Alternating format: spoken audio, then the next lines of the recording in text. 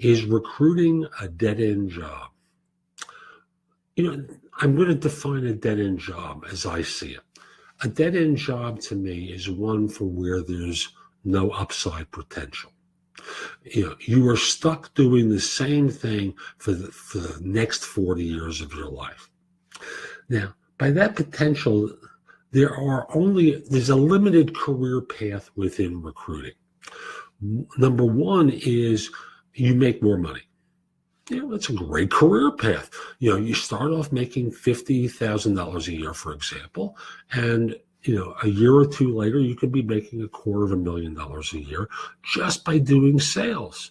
You could be making $500,000 a year or more just by selling. Does that mean it's a dead-end job? By a lot of people's definitions, that's not a dead end. That sounds great to them. But here's another definition.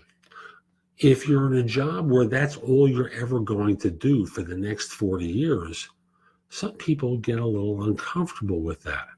And they think 40 years of doing the same thing over and over again, not knowing where my next commission check is going to come from, where I have to always be out there for the rest of my life, trying to sell people, trying to sell organizations.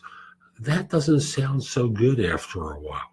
So recognize that, it depends on your definition. If you're looking for a ladder to advance, recruiting is not your field, because the basic ladder has two choices.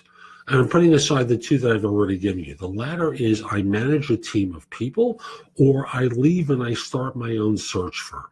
That's the ladder to advancement. Even if you choose the one managing a team of people, you and your team need to continue to perform at a high level. Otherwise, you will be fired.